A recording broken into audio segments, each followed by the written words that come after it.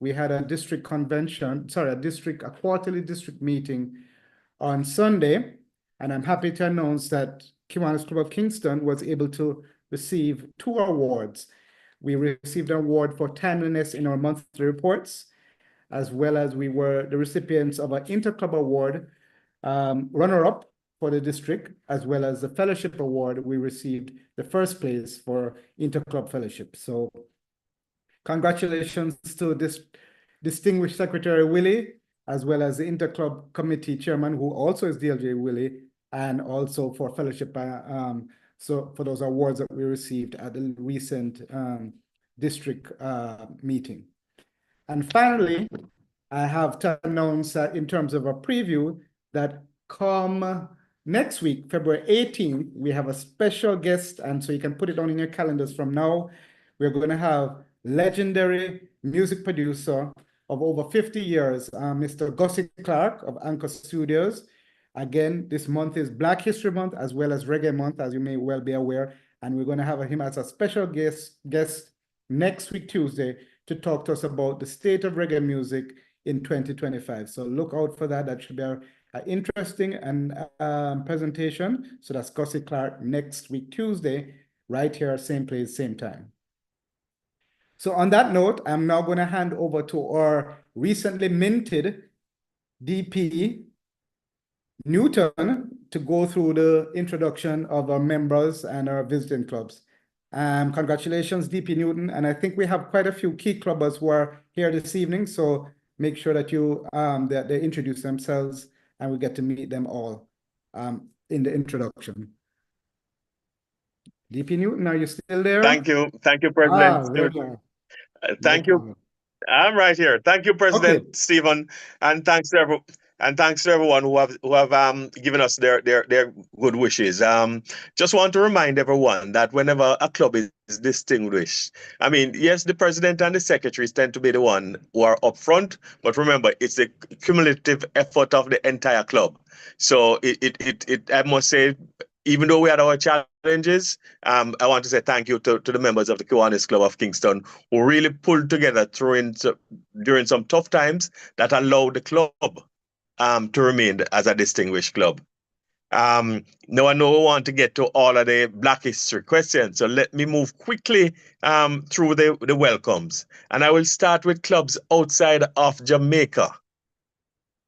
Do we have any club outside of Jamaica with us this evening?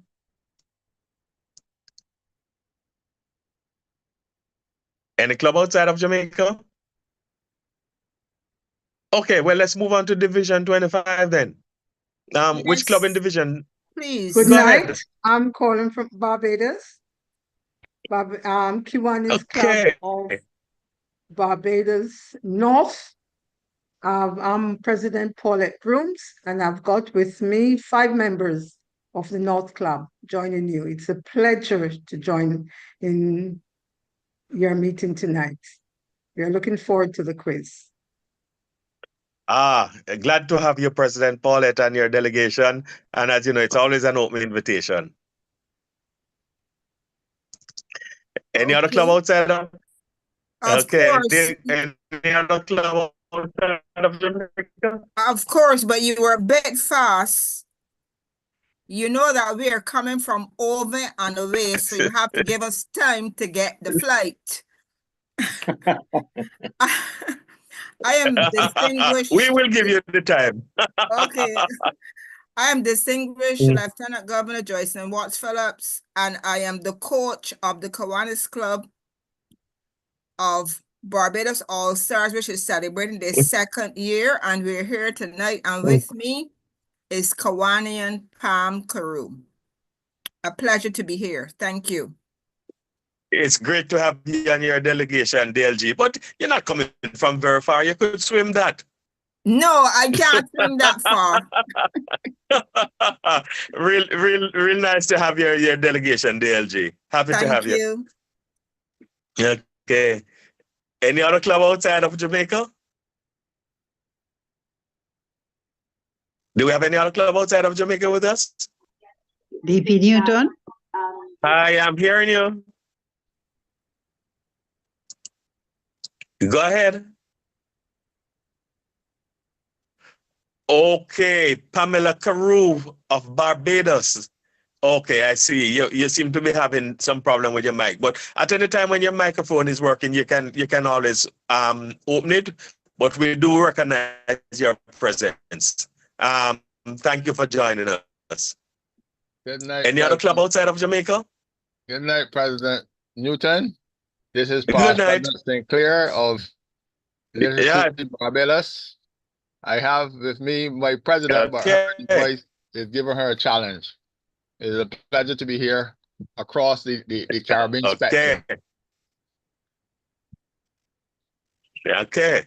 Thank you. It's great to have so many clubs from Barbados with us tonight. President, are you hearing we're not hearing DP Newton. Oh, are you hearing me now? Yes. We're Are you hearing me now? DLG Gosling. We're hearing you. I'm saying I'm not hearing Newton. Yes, Oh, you're coming in and okay. out, DP Newton. I'm not hearing him okay. either, President Stephen. Yes, I All noticed that same thing. DP Newton, your signal is choppy. All right, President Stephen. Mm-hmm. Maybe because what's happening, I'm using my phone, so I don't know if somebody else could just continue for me. That would make it smoother. Or you want me to continue?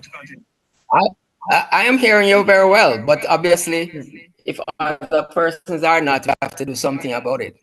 But I just wanted to let you know. Okay, thank you. All right, well, let me continue Hearing then. you, Stewart, Yes, continue, not continue, Newton. All right, let me. Okay, that's all like the LG Gertlin who's saying she's not hearing me. All right. Do we have any club in Division 25 with us this evening? Good night, everyone. This is President Tonian from the Kiwanis Club of Coastal Trelawney. We have 6 members of our delegation that is on the platform. We are super excited to be here. Thank you so much for the invitation. You are welcome, President Tonian, and I hope you and your delegation will be joining in the quiz.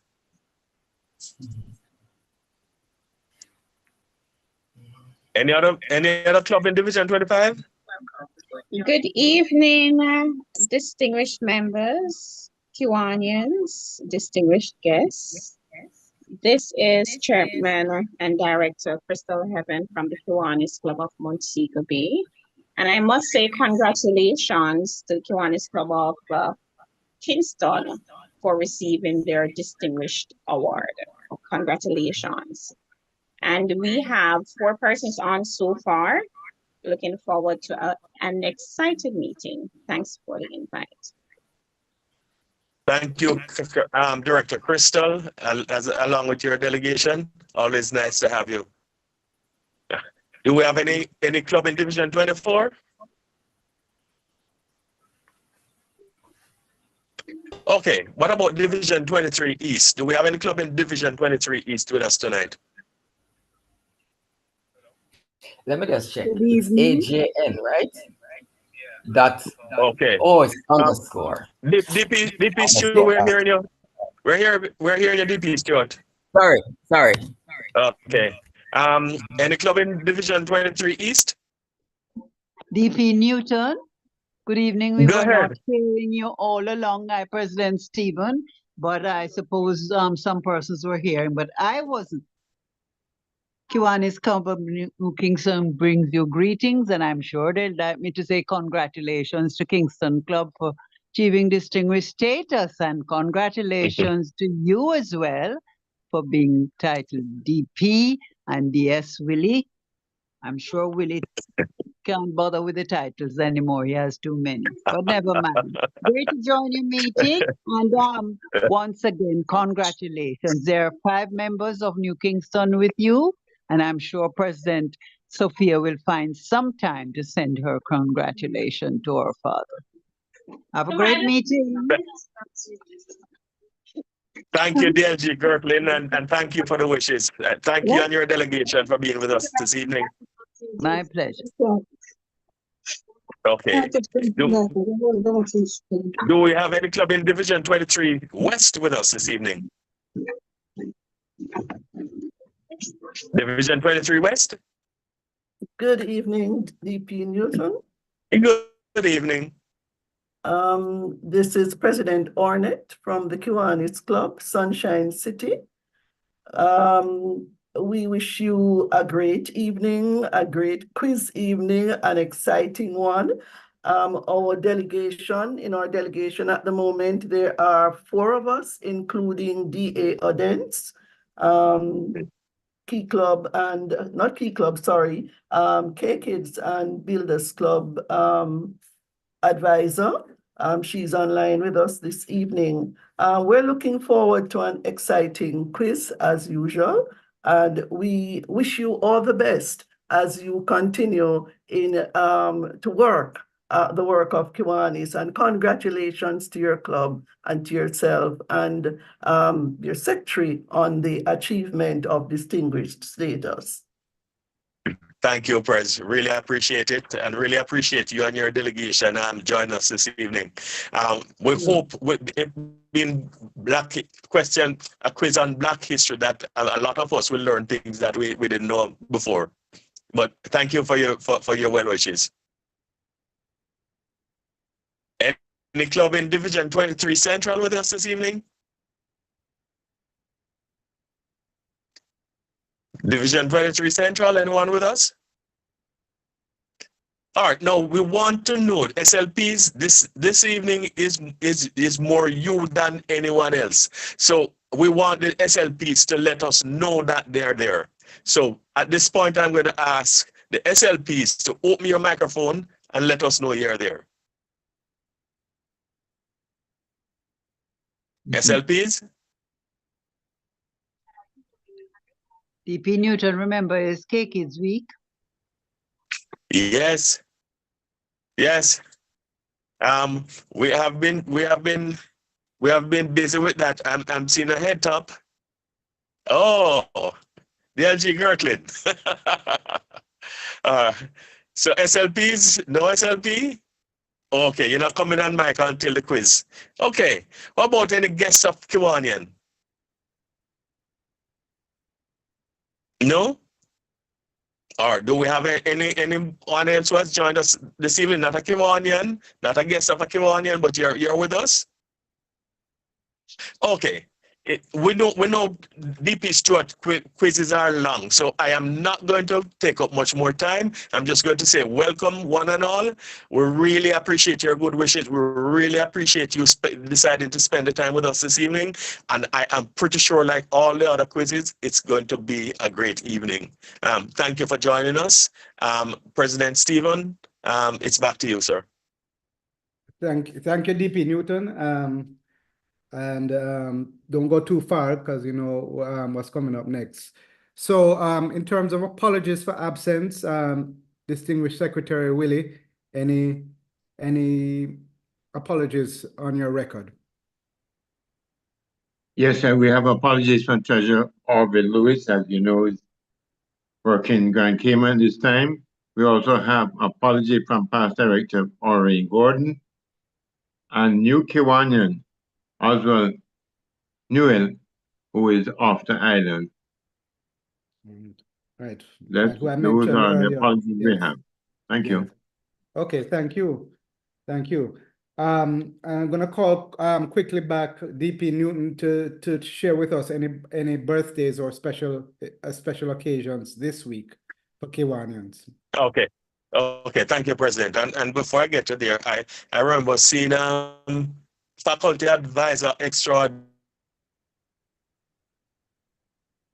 Aldi Douglas online early on. So if she's still on, welcome, ma'am. Hope you join us a lot more.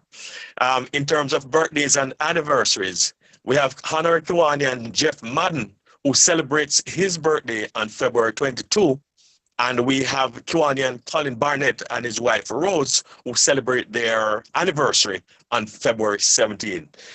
Those are what I have in my records. If there are any other Kiwanians online now, whether from Kingston or otherwise, or anyone who is celebrating a birthday, anniversary, or any special occasion, please just open your microphone, let us know so we can celebrate with you.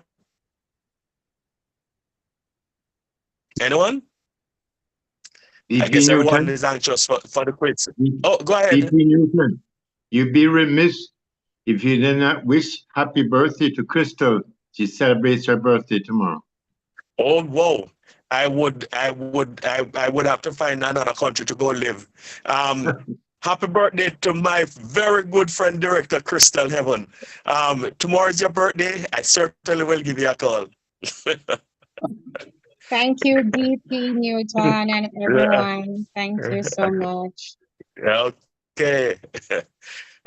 Still looking for our invitation to the party. Oh, I have work tomorrow, like a lot of work, but yeah. Hey, enjoy it when it comes. Okay. Is there anyone who's celebrating any special occasion during this time that you want to share with us? No? Okay. President Stephen, it is all yours, sir. Okay, thank you again, DP Newton, and happy 21st birthday to Director Crystal when it comes around tomorrow. Thank you, President. Enjoy. I am sorry, President. It is 18, not 21. Oh, geez, you see, I'm aging out before our time. Anyway, so thank you for that, and happy birthday to all of those persons celebrating this week as well as anniversaries. All the best to you from Kiwanis Club of Kingston. Next on our agenda, we do have Kiwanis Education. We try every meeting to try and share with our Kiwanians a little bit about the movement, what's going on, and the rules and the structure, so that we can all learn to be better Kiwanians and understand better about this organization, this mighty organization that we're a part of. And to do that, we have IPLG, Desmond Batchelor, to share with us some nuggets of Kiwanis information at this time. I did see Desmond online. Thank you, President. You, sir. Go ahead. Can you hear me? Can you hear me clearly? We can hear you clearly. All right. I want you to pardon me not opening my camera at this moment. But the topic is on good evening, President Stephen, fellow Kiwanians, ISLP members and guests. Removal or suspension of membership. Members in good standing are entitled to all rights and privileges of the club. By being in good standing, members must be compliant in the payment of their dues and fees and fulfilling any other obligations within the time stipulated in the club's policy. And this club policy is mandatory policy B. For example, it may be to pay dues and fees within 3 months. Thereafter, the member is in arrears and, of course, not in good standing. It's optional, however, to include any other requirements, such as attendance at meetings or participation in projects. But once it is included in the mandatory policy B, it now becomes obligatory. Once not in good standing, the member may be suspended or removed from the membership roll by no less than a majority vote of the board. He didn't say shall or must.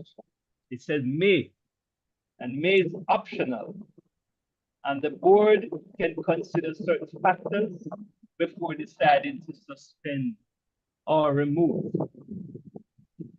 If the board is considering suspension or removal, what actions are required? Well, the club must give 14 days prior notice of such pending, I underline that, pending action to the member. As I said, this is not a decision to suspend or remove as yet. Such notice should be in writing and kept as evidence. The member has the right to appear before the board and present just cause for non-compliance. But this must be done within 14 days of the notice. Failure by the member to act within the 14 days is to pay the dues or appear before the board to explain, gives the board the right to suspend or remove him or her from the membership. A member may resign from the club. How? Well, by submitting a written notice. If a member is non-compliant and has not resigned, you must follow the procedure for deletion, and the board cannot act otherwise, as this will be ultra vires the bylaws. Now, I've heard of situations like this, and we hope that clubs will follow the correct procedure. That's it for Kiwanis Education, President, and thank you.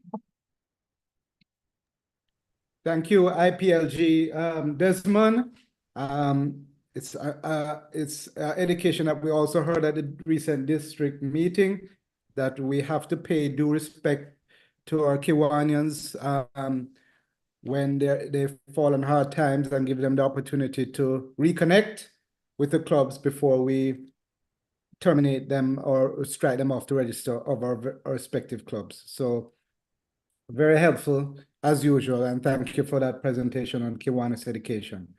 So yeah, thank you.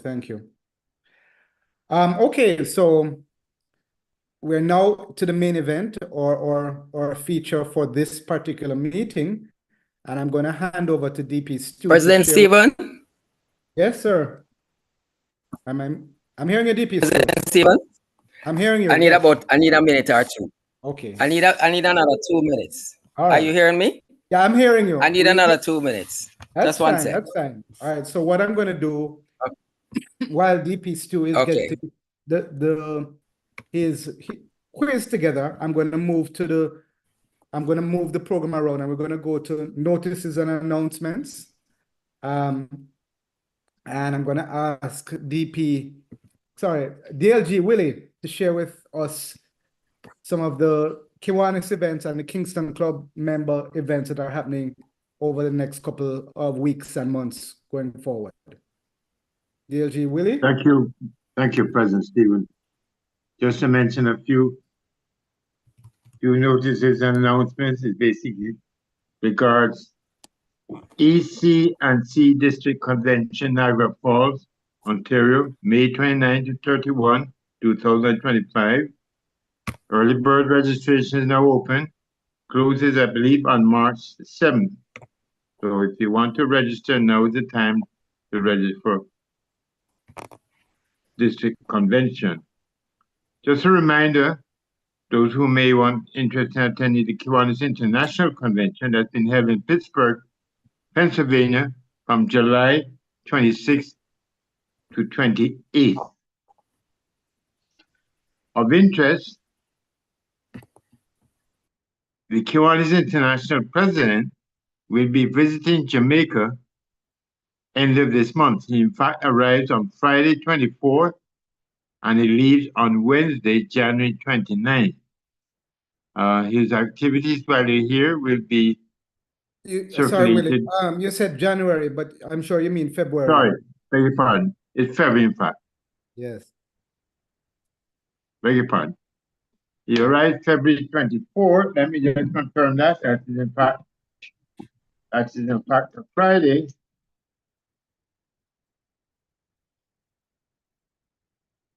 In fact, sorry, he arrives on Friday, February 21, and he leaves on the Wednesday, which is 30. Oh no, 21. 26, that's it. February 26. Sorry about that, fellow Kiwanians. While he's here, he'll have a number of activities. He will be visiting 1 or 2 projects on the Saturday morning together with the governor. I know on the Sunday he visits 24, I believe, and 23 West. And then later on, he goes down to 25. So he has a busy schedule. As I mentioned, his itinerary will be circulated just for interest and for information for our members. Just to mention some interclubbing opportunities, some invitations we have received. We have a special invitation from Kiwanis Club of Spanish Town, inviting us to the meeting on Thursday, February 13th, where they'll be having a guest speaker night. Guest speaker is Danielle Archer, attorney at law. She's the principal director of National Integrity Action. She will be speaking on constitutional reform. At the end of the meeting, President Stephen, perhaps you may want to invite the other clubs who are visiting, particularly those clubs outside of Kingston, to mention their meetings. That's all for now. Thank you. Okay. Thank you very much, DLG Willie. Yeah, so we will wait until after the quiz to allow our fellow Kiwanians to share with us. Yeah, I am ready. I am ready now, President Stephen. Okay. All right, DP Stu, about to go into. I'm ready now. Okay, we heard you. All right, so I'm gonna hand over to you then, DP Stu. The main event, the Black History Quiz, which has been coordinated by DP Stewart Spencer. Over to you, Stewie. You can share with them the rules and how to participate. Yeah. Okay, first of all, let me make sure. Is everybody hearing me clearly? We are. Loud and clear, sir. Loud and clear. Okay, very good. Okay, well, the way we normally do this is, well, Andy St. John, he is going to be keeping score. You don't have to show hands to answer because there's no time for that, because the first person who answers is with the correct answer will get the accreditation. So basically, what I'd like you to do is wait until I'm finished, with the question, because sometimes this is not exactly what you think it's gonna be. So there's nothing highly technical about what we're doing. It's a quiz. First person who answers the correct answer gets the point. Where there are a couple of questions where there are maybe 2 or 3 answers. I like to give the answer or the credit to the person who can give all answers. Sometimes that's not how it happens, and therefore we split it up. But those are minor details. So are you all ready now? I've decided to because it's also a reggae month. We got a little bit of reggae, music in it, just to acknowledge the fact that it's also reggae month. But I'm saying that reggae is also part of Black history, so there's no conflict. Okay, my first question. A war is raging now in the hold on.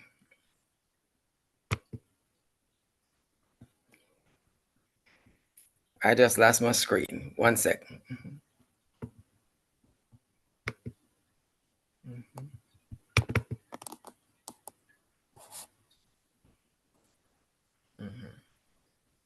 Okay. A war is raging now in the Democratic Republic of the Congo, and it is said to be fueled by the presence of a key mineral that is present in large quantities in the DRC. This mineral is used in our smartphones. That's an additional point. What is the name of this mineral? Lithium. Nobody has heard of it? Starts with C. Copper. No, not copper. I think it's cobalt. Cobalt. Cobalt. I think it's cobalt. Cobalt. What's the last person who said what? The first person is Eurydice who said cobalt. Lithium? No. Somebody else said something after that. Lithium? Cobalt. No. No, it's not cobalt. It's not cobalt. It's not lithium. Okay. I said cobalt. No, it's not cobalt. Okay, cool. I'm gonna count to 5. Lithium? Lithium? Is not what gives cell phones their charge? No, name the mineral. Name the mineral. If you answer the question, tell me the mineral. Okay, I'm gonna count to 5. 1, 2, 3, 4, 5. Nobody got that. The mineral is coltan. C-O-L-T-A-N. Oh, sure. Coltan. All right. Okay, this is another question now. How tall is the first Great Pyramid of Giza in Egypt? And you can give me in feet.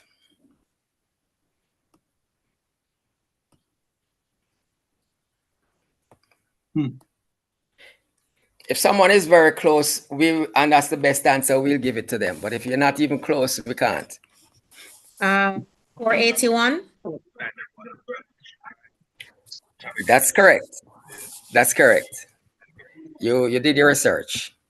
Okay. That's Andy, you're keeping up, right? Yes, I am.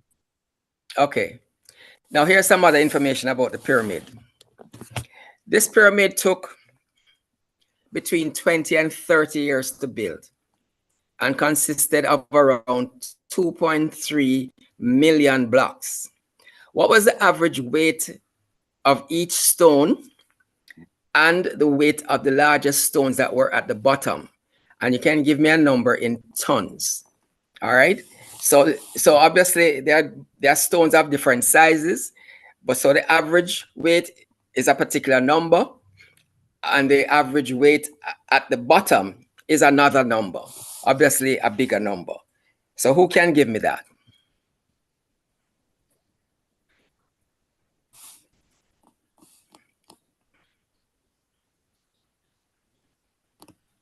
$70.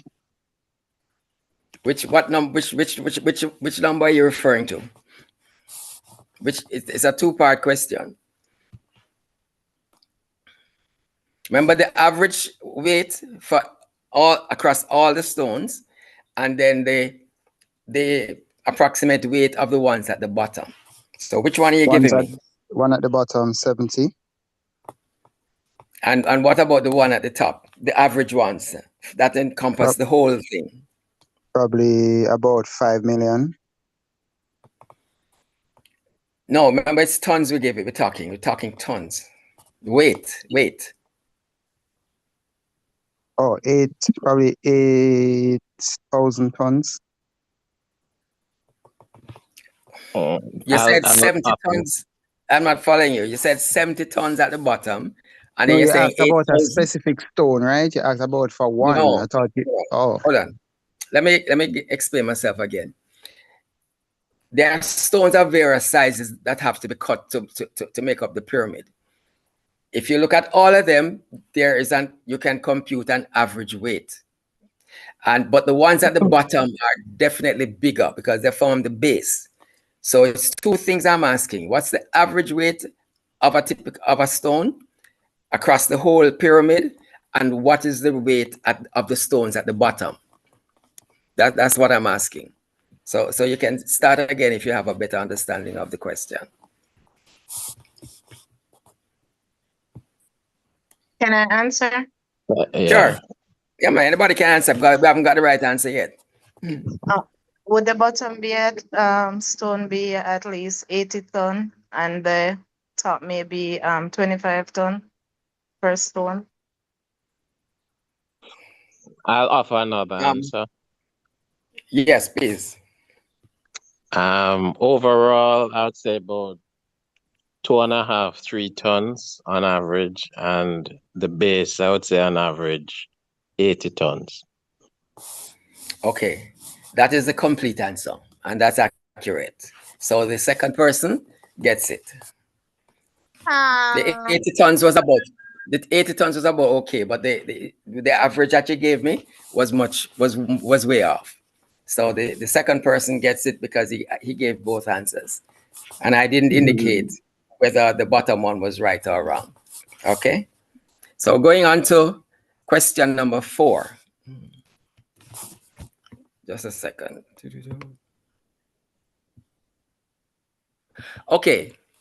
Which prominent civil rights activist? No, I'm gonna switch up something. Andy, I'm gonna ask number 5 first, but it doesn't matter to the audience. Okay. Of the following 4 Black women in the U.S. who spoke up about the racial injustice in America, and I'm gonna name four women. Okay. Sojourner Truth, Harriet Tubman, Fannie Lou Hamer, and Ida B. Wells. State one factor that makes one of them different from the rest and identify that person. Repeat the names. Okay, no problem. Sojourner Truth, Harriet Tubman, Fannie Lou Hamer, and Ida B. Wells. So state one factor that makes one of them different from the rest and identify that person. I think is Wells. I don't know. So what was you have to tell me what was different about her if you think it was different about her? I think she had an all-female army. No. Okay. Let me cut in a little. That's not the correct answer. Okay. I think that it's makes it a Tubman. little easier. That makes it a little easier for those who are left. But so I didn't really think want it's to answer. Tubman. But what is different about her? She was an escaped slave or something like that. She was, but that's not what makes it different. If I may, I would say Truth. She was the only one born into slavery. Okay, I'm gonna have to say nobody's gonna get this one because you have all picked the 3 wrong ones. Okay, and the actual one is Fannie Lou Hamer. And what is different about her is she's the only one who was not born a slave. Right? So so after you had picked all 3, only one name was left. So I can't give it to anybody. All right? Okay. Now there's a reason why I switched the order around. I don't even know if that's relevant. But which prominent civil rights activist uttered the famous line, "I am sick and tired of being sick and tired"? Former congressman, he deceased. Gosh, what's his name again? Okay, it's not a former congressman. No, it's so not. They can It put are you was thinking? Fannie Hammer, Fannie or something that you just Fannie Lou Hamer. Okay, the first person who said Fannie Lou Hamer, it didn't finish the last name, but that's okay. You'll get it. That's the correct answer. Okay, now Tanzania was formed out of a combination of which 2 African countries? Or Tanzania, some people pronounce it Tanzania.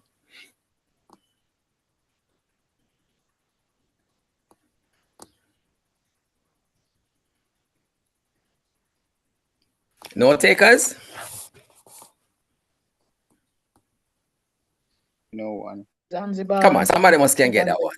I would say Zanzibar and Tanganyika or something like that. and Zanzibar. You have to give me 2 answers. You have to give me 2 answers or I'm not going to respond. Tanganyika and Zanzibar. Okay, that is correct. That's correct. It's Tanganyika and Zanzibar. Okay, who emerged as the first leader of Tanzania?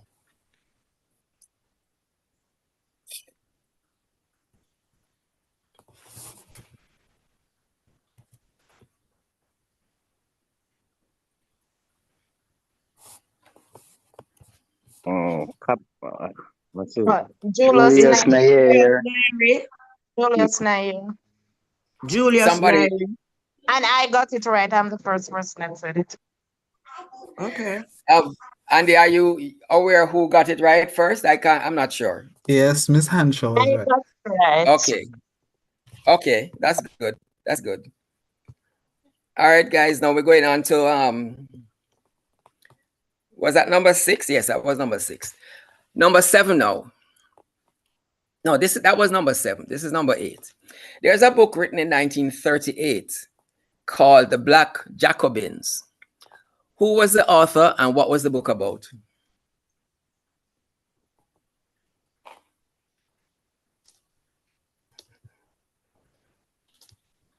I don't remember the author, but it was about the Haitian Revolution.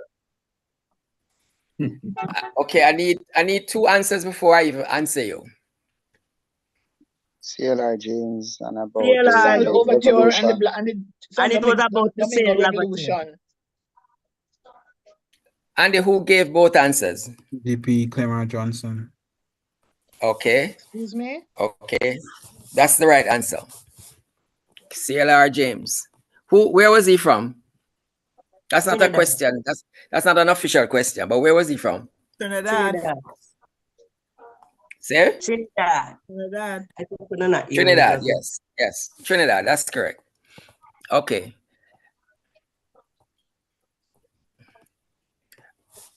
Let me just move this down a little bit. Okay, okay. What was the significance of the term Jacobins in the title of the book by James?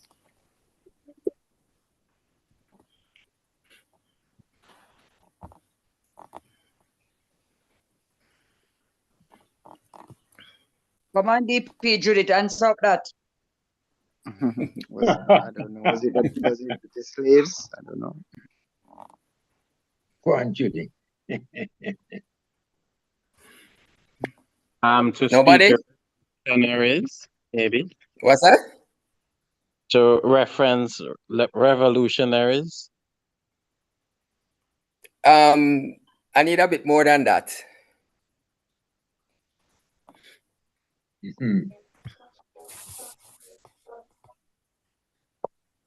Repeat the question.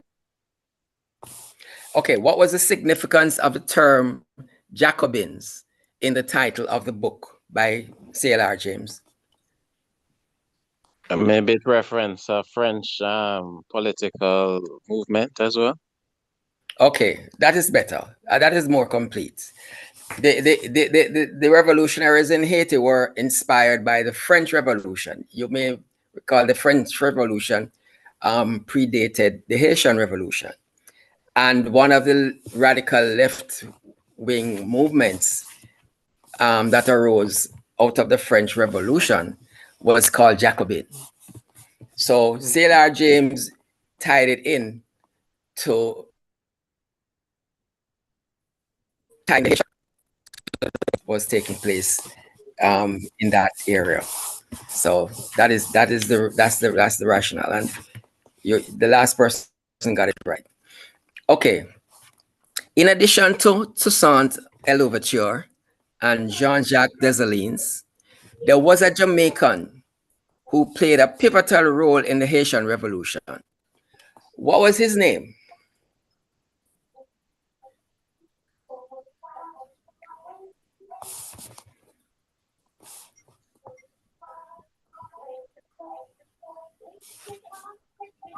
Is it Dottie Command? Okay, yes, that is correct. Although it's more written Bookman Dottie, the other way around, but that's fine. You got it. I just want to add, he was born in Jamaica. I'm not quite sure how he got to Haiti because he was a slave in Jamaica. And he seemed to have been the one who encouraged the Haitian leaders to really, go ahead and press on and try to go ahead with the revolution. Unfortunately, he was killed pretty early in the revolution. Had to be a Jamaican. All right. Okay. Name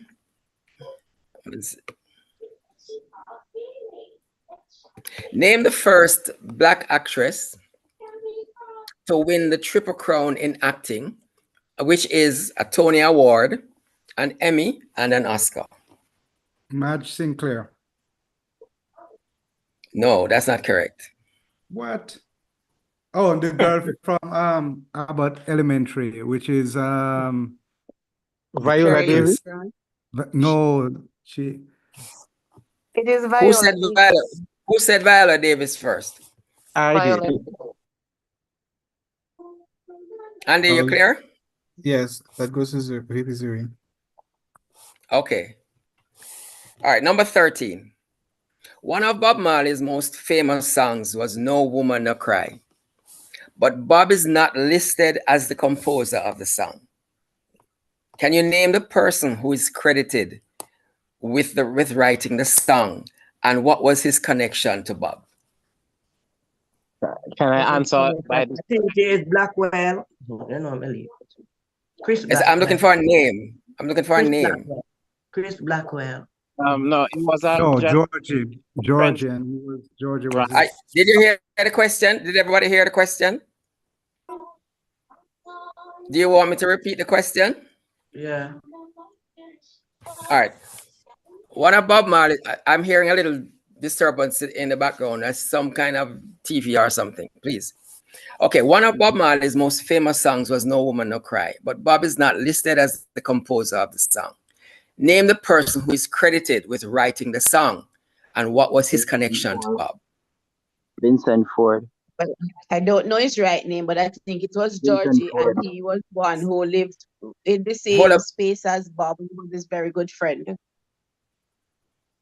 Okay, somebody already mentioned Vincent Ford, a male voice. That is correct, but you haven't told me what was his connection to Bob. He was his personal He lived in chef. Trenchtown with him. He did live in Trenchtown, but I'm looking for something a little bit more than that. May I In other words, friend and neighbor. Friend and neighbor. It was a Oh, sorry, maybe I should have asked a little bit the different. guy with the soup place. One soup something. Soup kitchen. Yeah, okay. He was a friend of Yeah, he obviously was a friend, but the significance is that he operated a soup kitchen. A soup kitchen, yeah. Right. And it was also hoped that the plan was that the royalties would go towards continuing to fund the soup kitchen. So we're going to split that up. The person who said Vincent Ford first, and then the person who mentioned soup kitchen. That was what I was looking for. I think I understand. You got that, Andy? So DP Clemmer said Vincent Ford, but I didn't get who said Soup Kitchen because there was a lot of person speaking loud. I think it was a male voice who I think said it first. Brooks. Okay. Okay. All right. There's another factor about him. He was also a double amputee. So, you know, that's really a special case. Okay. Next question.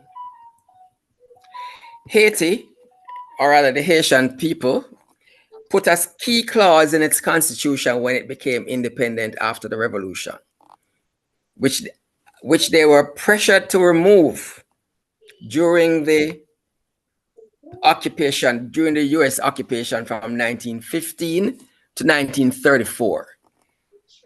I want somebody to tell me what was that clause. That name can work up here. A joke. that they outlawed slavery? No, they already did that when they won the revolution, but they put in their constitution a particular clause. Is it the Article 13? Tell me what Article 13 is. He shall be able to suggest the mean that favor the argumentation of the population of the country. No, I don't think you're on the right track. It's not as complex as what you're saying, which I didn't quite follow anyway. Okay. You're obviously reading from something, but you haven't quite got it. Anybody? Try and think of what Haiti would want to protect themselves against. Meaning of color among the children. No. Not hearing anything. Article 3. Don't tell me article anything. I don't have the articles. Just tell me what was the clause, and you know, but you obviously that all men are free and equal in rights. okay. You haven't got it. I'm gonna count to 5. 1, 2, 3, 4. Is it that foreigners could own lands? Foreigners could own land? Yes. So the law before would only permit Haitians to own property. So what is the clause that they put in? Oh. I mean, you have what is the clause that they put in their constitution? Right. So the clause would have been to allow No, you're kind of getting a bit confused. You're on the right track, but you're giving it to me backwards. I have to call it off. Nobody got it. Because you are close to saying it, but you were saying the opposite. The clause was obviously that only a Black Haitian could own land. That was the clause they put in it. That's what I asked for.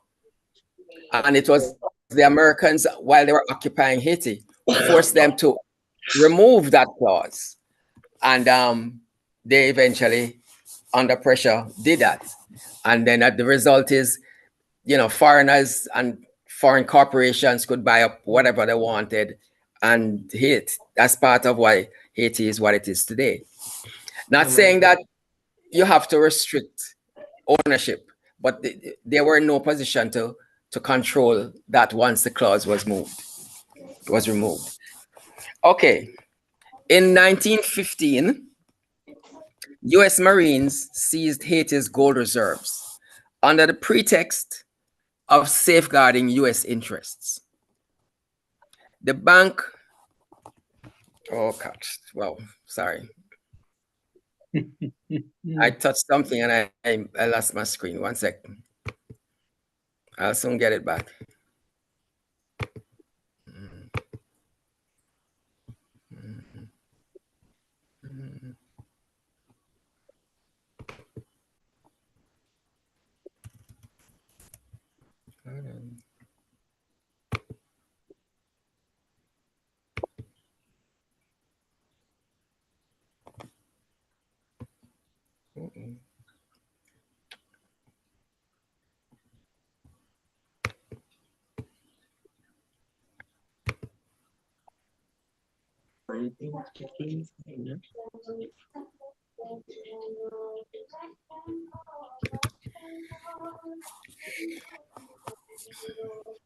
Okay.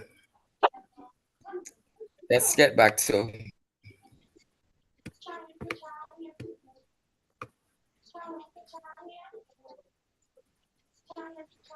okay.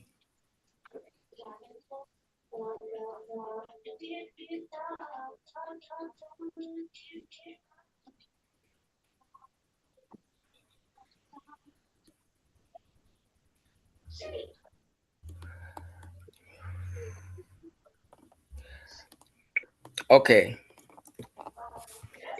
Let me start again. In 1915, U.S. Marines seized Haiti's gold reserves under the pretext of safeguarding U.S. interests.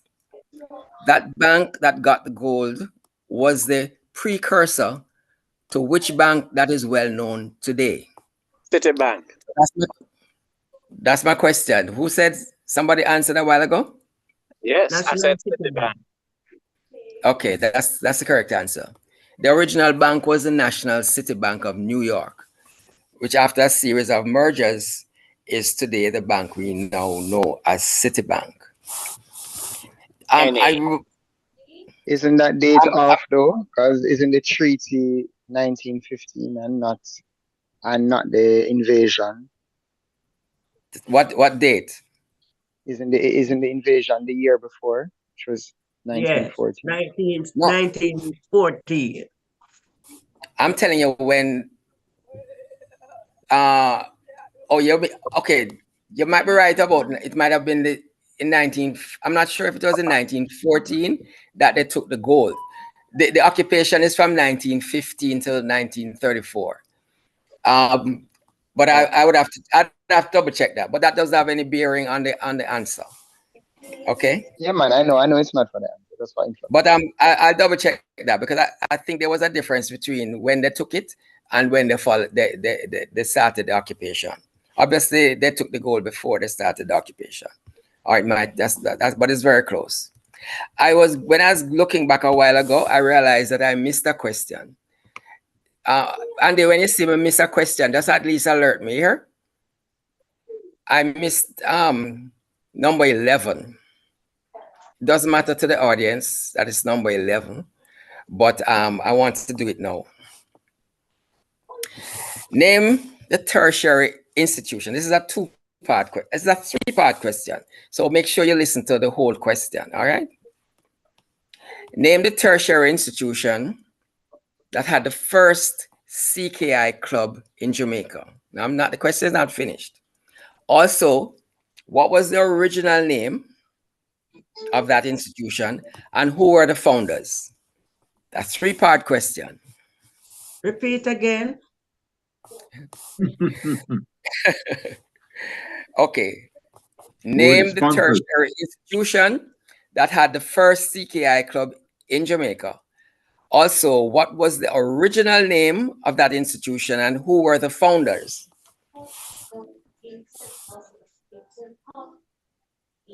George, not the sponsors, not the founders.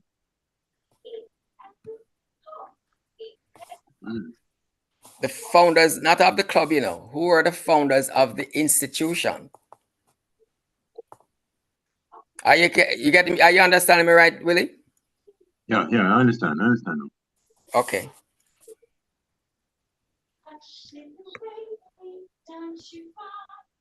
Good question. Nobody? It's a three-part question. Yeah, they can answer the first two parts, not the last one. I think it is University of Technology. No. Michael Teachers College. No. What was the third part of the question? It was so long. What's the third part? Okay. I want the name of the institution. I want the original name that it was formed. When it was formed, it had a different name. And then I also want the name of the founders. Wow.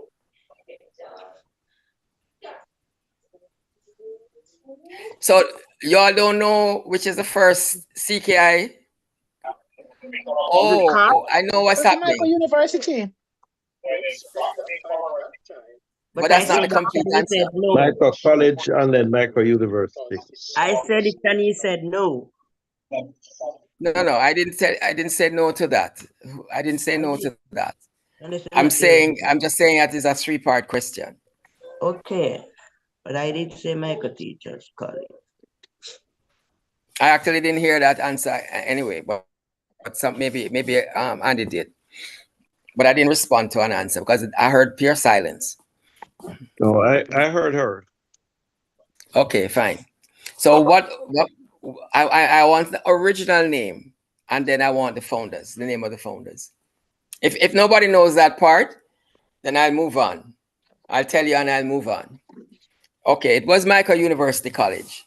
The original name was Lady Michael Charity School, and it was founded by Sir Thomas Fowell Buxton and his wife, Lady Michael. Oh, yeah. So that's the information. Okay, now that's the one I missed. So I'm gonna go back and catch up back where I was. Okay. Haiti is often described as the first independent Black country because of its successful revolution, freeing itself from being a colony of France. But there's another Black country that deserves the title. Name the country and explain why it deserves the title.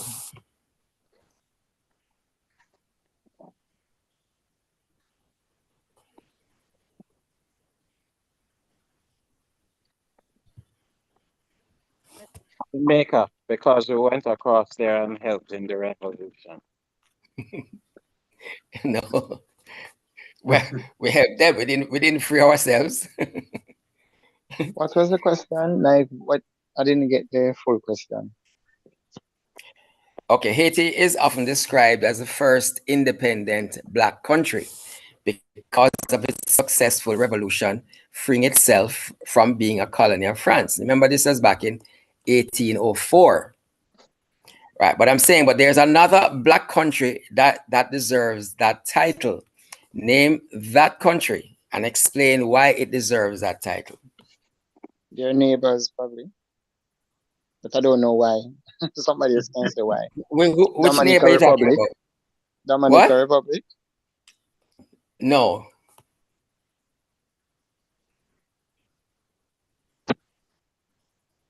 Or you mean that free themselves from France? I'm obviously not making myself very. I'm saying if you're gonna call Haiti the first independent black country, I'm saying there is another black country that deserves that title instead of Haiti. But you have to tell me what that country is and why I'm saying that they deserve the title. Oh. Nobody? I could give you a clue, but it would I can't give you a clue. You said in Africa? I'd say Ethiopia. Liberia. Nice. And they resisted colonization. I would say Liberia. Hold on. But I don't know the second. Hold on. Somebody said Ethiopia, then you didn't. What is the reason? They were never colonized. They resisted. They were the only Africa on the black. That's correct. That's correct. That's not colonized. That is correct. Ethiopia was never colonized. They were occupied by Italy for a few years, but they were never a colony. So if you were never a colony, then you were always independent. So that is the rationale for the question. Thank you for that. Okay, the next question.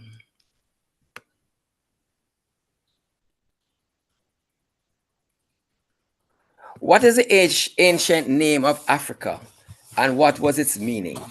Anybody know the ancient name of Africa and what was its meaning?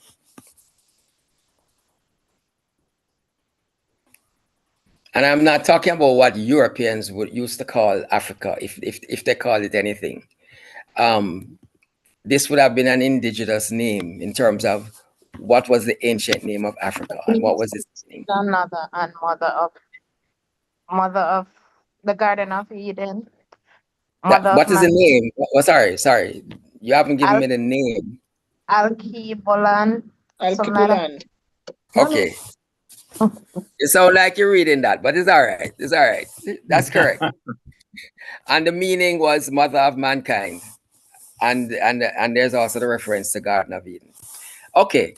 A study has traced, and I use the real, but in inverted commas, Garden of Eden to which country? It was a DNA study.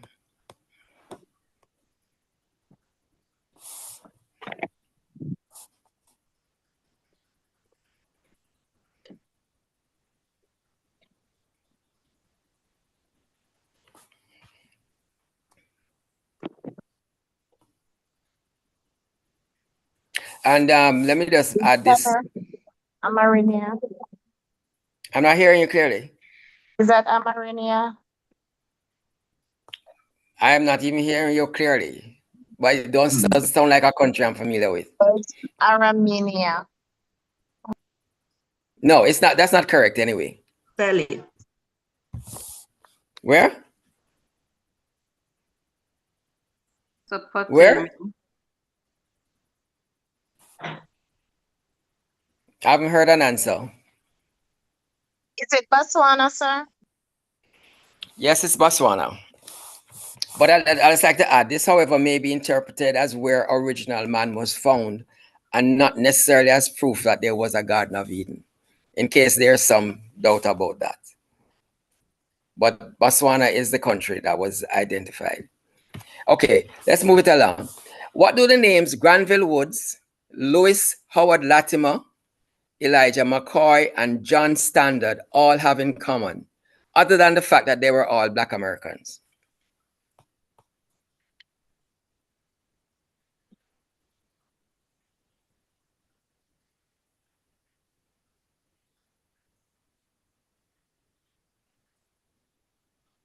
They were inventors. That's correct. They were all inventors. All right. Number 20. Who was Dr. Daniel Hale Williams, and what was he known for?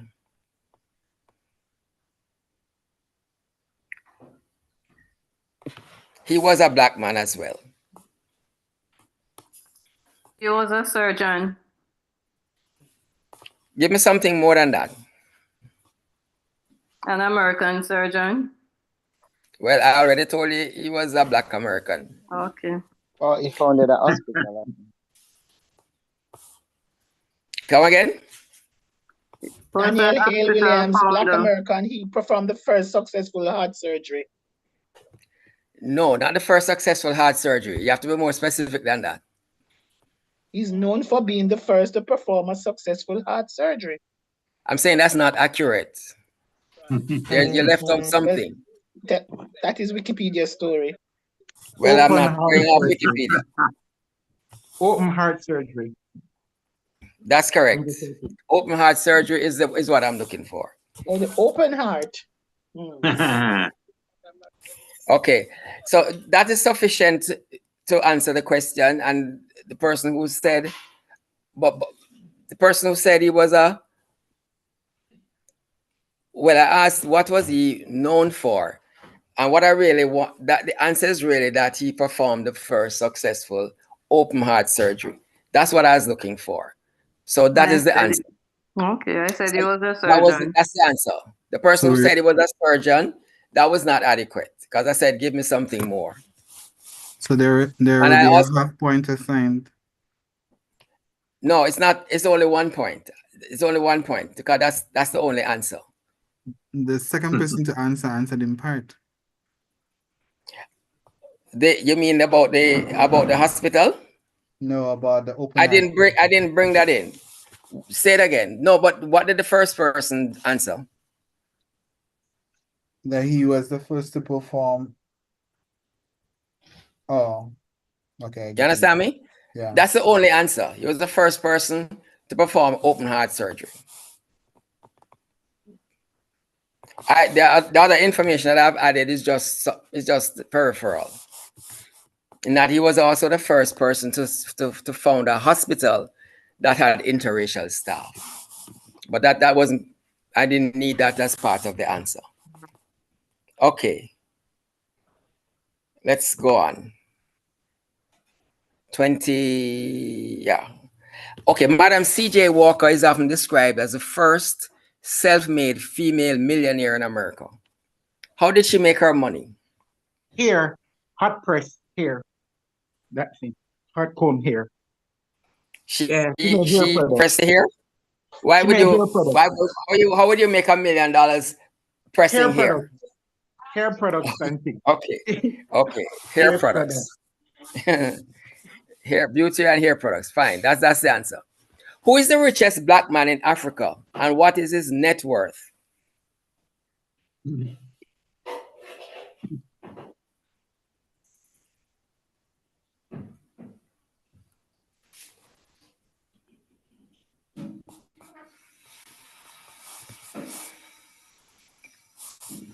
Anybody?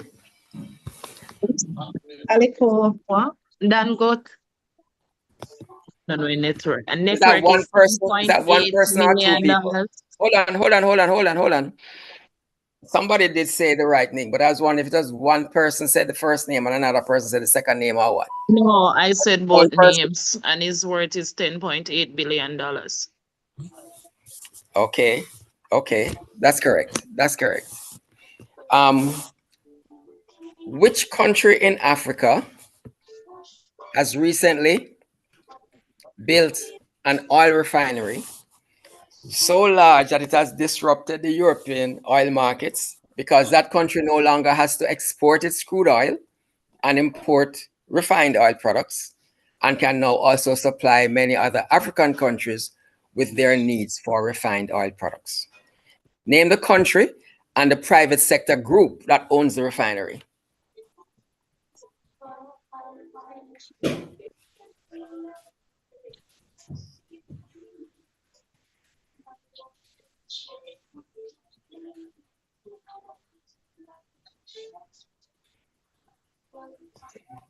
Nobody can name the country, even? Nigeria. Nigeria. It's a two-part question. Is it Nigeria? I don't want to answer that yet. Dangot Petroleum Refinery. Okay. Are you one of the persons who said Nigeria? Yes, sir. Okay, well then you get full marks. You see, the question that preceded it was a bit of a clue. And everybody should know that Nigeria is the largest oil producer, at least in sub-Saharan Africa, or in that part of Africa. Okay. What other industries? And I just need you to give me three, because it's a conglomerate. Tell me about three other industries, except oil, because you know he's into oil refining, that that group, the Dangot group, is involved in.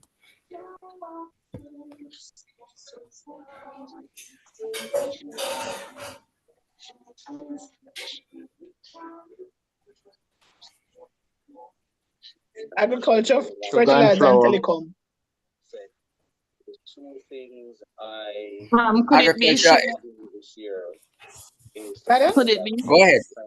Go ahead. Tell me what you're saying. I said agriculture, fertilizer, and telecom. So what would be agriculture? What would be agriculture? That's not a product. That's not an. I don't think I've seen agriculture as such. And then you told me fertilizer. And then you said telecom. No, I don't think they're in telecom. Can I try? Cement. Say again. Can Go I ahead. try? Yes, yes. Energy, pharmaceutical, and real estate. You can't give me energy because I already spoke about the oil refinery. Cement, then. Cement and what? Cement and pharmaceutical and real estate. And juice. Cement manufacturing, sugar refinery, and salt refining, and oil refinery, and packaging, fertilizer, all of them. Okay, I can see you reading from. Okay. Cement is clearly one. I think Judith, I think you got a couple of them because you're reading all of them. So I would know those things out of my head. I gave you three. I gave you cement, pharmaceutical, and real estate. No, I didn't. Pharmaceuticals is not one that I've really heard them being involved in. Yeah, they are in it. No. They're petrochemical. That doesn't mean in pharmaceuticals. Petrochemical is part of the oil industry. There. Okay, let's move on. Oh, South Africa and Morocco have had thriving automobile industries in partnership with international brands, but are yet to produce an EV vehicle. Name the country that has now produced an EV that is entirely indigenous to Africa, designed and built by Africans for African road conditions, both urban and rural. Even the battery is local. I want you to tell me the country and the company.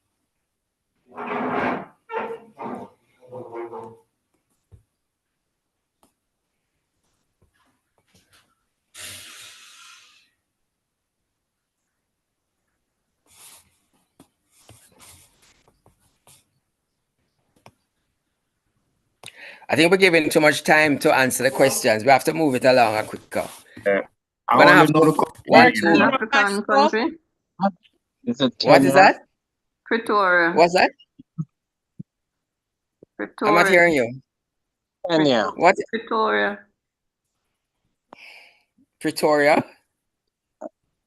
What's that? Okay, I'm gonna have to move on. The country is Burkina Faso. I don't remember the country. The country is Burkina Faso. And the Oh. company is Itawa. Okay? But the Burkina Faso is the more important part. But nobody got it. All right. There's a connection between Berry Gordy Jr., the founder of Motown Records, and President Jimmy Carter. Can you explain the connection? They're both distinguished people. Son-in-law. Not really. Between Moulton and who, sir? Between Berry Gordy Jr. and President Jimmy Carter. They're related. Son-in-law. If you're gonna tell me related, you have to tell me something more than that. They're brothers. They're brothers. They're brothers. No, they're not brothers. They're cousins. Cousins. They're third Say again? Cousins. Okay, who's the first person who said cousins? They're third cousins. Althea. Althea said it first. But, give me a number. Give me a number. You know, you have first, second, and third, and Third fourth. cousin. Who's the first person who said third cousins? Judith D.M. Montague. You got that? You agree with that, Andy? Andy, you agree with that? Yes. Yes, Andy. Okay. And the duress. Okay, yes, they're third cousins. And just give a little background. A plantation owner from Georgia, whose name was James Thomas Gordy, a white plantation owner in 19th century Georgia, fathered a child with a woman he enslaved. And that child was named Berry Gordy, who was the grandfather of the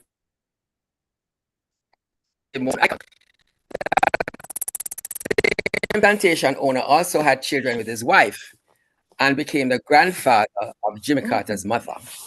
So that's how it works. Okay, next question. What was the first record label formed by Berry Gordy Jr.? And what was the second?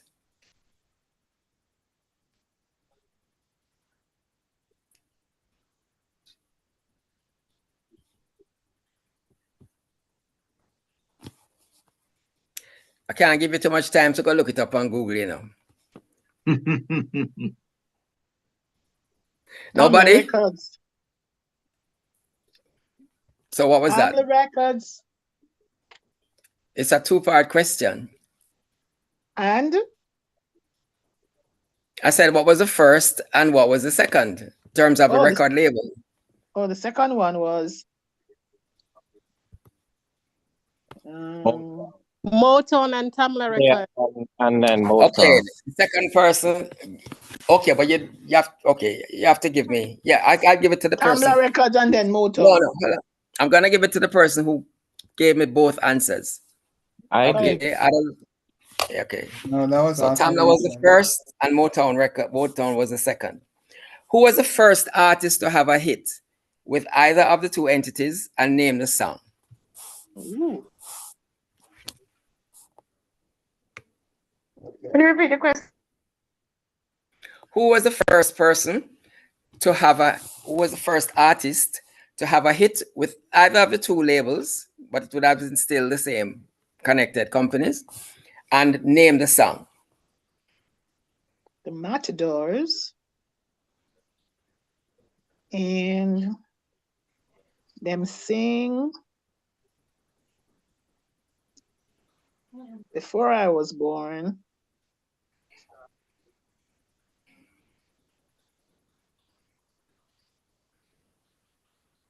Nobody?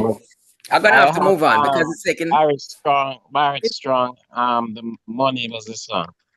No, that was not a hit. I'm gonna have to move on.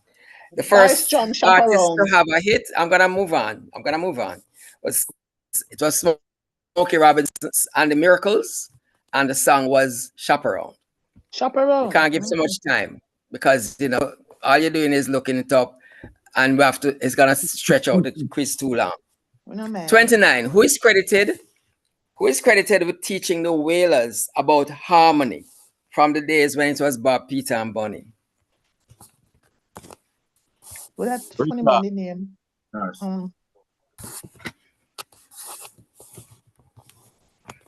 Come on, you guys should know that. Who is credited with teaching the Whalers about harmony from the days when it was Bob, Peter? Jesus, I can't remember his name. He used to wear holy rings, and he died. Joe Higgins. Joe Gibbs. So who was that? Joe Gibbs. I'll mix up. Mix up. Somebody said Joe Higgins, and you tell me Joe Gibbs. None of those is right. Joe Higgs. Joe Higgs. Joe Higgs. Okay, who first said Joe Higgs? And the lady did. Yeah. You got that, Andy? Yes, I did. Okay. And this is next question. And was Joe Higgs himself a part of a singing group? If so, name the group.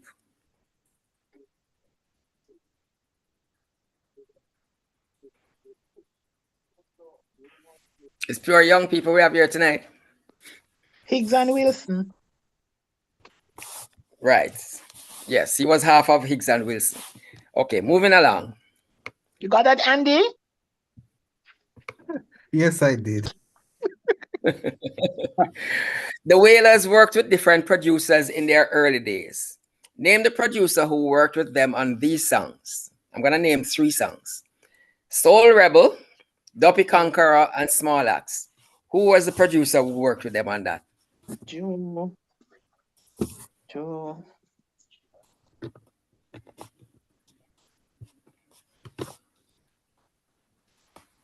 Small Axe. Scratch Perry. Come on, say again? These 3 songs again? I can't. That person who's saying something, like a male. Say it again. Perry. Say it clearly. I listen to you. Scratch Perry. Lee Scratch Perry. Lou? Lee Scratch Perry. Lee Scratch Perry, the man who wear holy rings. Lee Perry. Yes, Lee Scratch Perry. Yeah. So is that Mark? It is Mark. I name? took a Hail Mary at that one because if it was Blackwell, it would be more tailored and British in terms of its No, but the period. Remember, these were songs in Jamaica. The Whalers only worked with Blackwell in England, so that this predated Blackwell totally. Remember, the Whalers had a good career going before they even went to England, which was 1973. Oh, 71, so Lee Perry was between 1969 and 1970. Yeah. Okay. Now, this next question. What was Lee Scratch Perry's real name? And name the band that he formed in the late 60s. Lee Perry.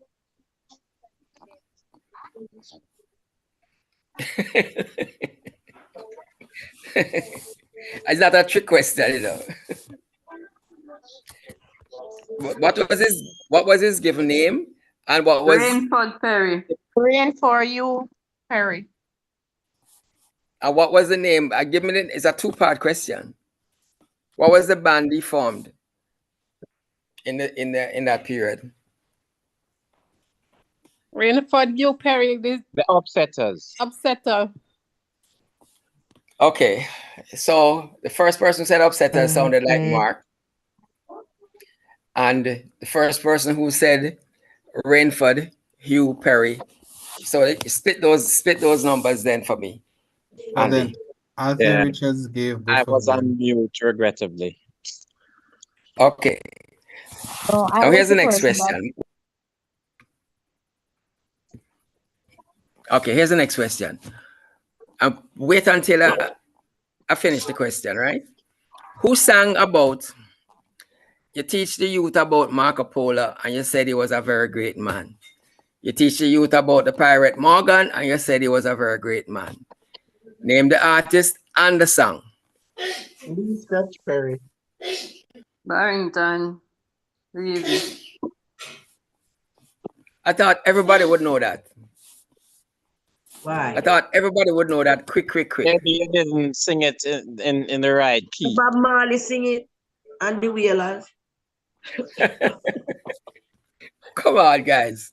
It's reggae month, this, you know. I mean, Bob come Marley and the on. Wailers sing it. Bob Marley. Peter Tosh.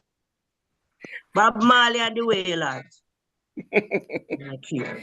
It's a two-part question. It's a two-part question. What is the other part of the question? Name the song. Rebel in the You morning. can't blame the youth. You Okay. can't blame the youth. Okay. The person who said Peter Tosh, that's correct. And since you didn't give me the title of the song, the other person said you can't blame the youth. So 50-50. But I thought everybody would know that easy. But you can't blame the youth, is Bob Marley and the Wailers. Yeah, that's what I know. Unless he sing it over. You can't blame the youth. That is a Peter Tosh song.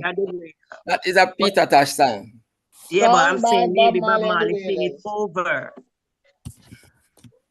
It is Oh, he's originally right. sung Okay. by Peter I'm Tosh. sorry, but Peter Tosh wrote that song. He Yeah, was the he's one right. who recorded He's it. right. Peter Touch. Okay. Peter Touch. And sometimes people sing over songs. All right. Now, who was the artist who did the amazing double album called Songs in the Key of Life? And give the year in which it came out.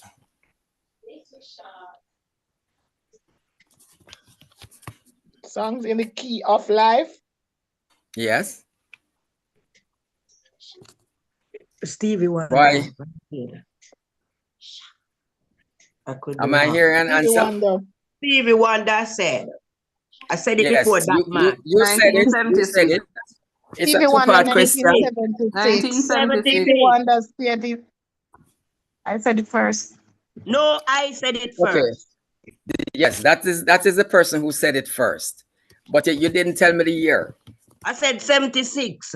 No, Yeah, but somebody you said said it. Stevie You Wonder. said I it said probably Stevie after. Wonder, 76. Did you say it after somebody else said 76? No, I don't know. Maybe You were the you're not first hearing person me. to say. You are the first person to say Stevie Wonder. I'm the first to Andy, say was she? 1976. Yeah, Right. Jennifer There was a was the first to different. say 76. I agree. So two different people, right, Andy? Am I That's correct? correct. That's correct. Yeah. May I Right. read- Okay. Now here's another lyric. We refuse to be what you wanted us to be. We are what we are. That's the way it's going to be. Name the song and the artist.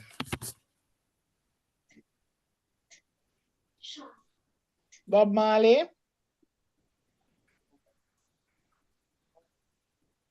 Don't give me one answer. Give me two answers so I cannot go and answer one question. Babylon System. I want two answers. One person must give me two answers. Bob Marley and Babylon System. Oh no. That's the winner. That's the person. Yes, you get it right. When I ask two parts, give me the two of them same time. You have a better chance. So you got the answer right. Babylon System by Bob Marley.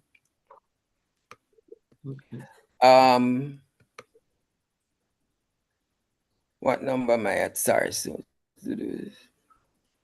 Okay.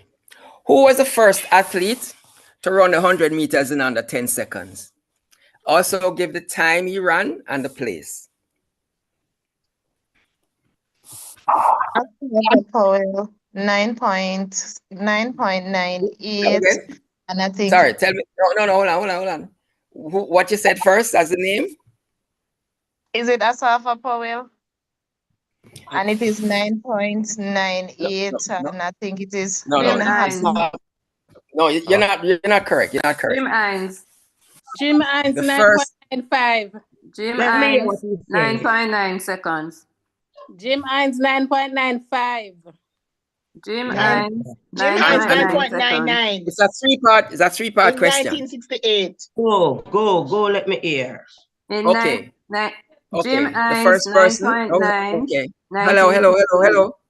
Somebody already said Jim Hines and he ran 9.95. But that person did not give the location, the place. So they get 2/3. And then the person who said the Olympics, Mexico City, somebody said that, right?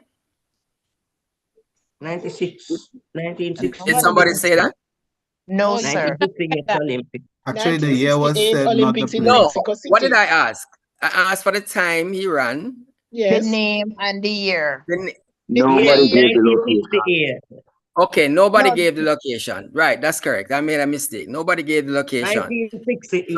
So Jim Hines, 995, 1968 then.